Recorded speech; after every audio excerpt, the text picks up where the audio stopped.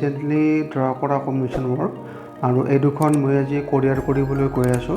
মই মোৰ কমিশ্যন ৱৰ্কখিনি কেনেকৈ পেকিং কৰোঁ, কেনেকৈ মই কোৰিয়াৰ কৰোঁ, আজি মই আপোনালোকক এইটো ভিডিঅ' দেখাবলৈ চেষ্টা কৰিম। তো আপোনালোকে এই ভিডিঅ'টো শেষলৈকে চাই থাকিব।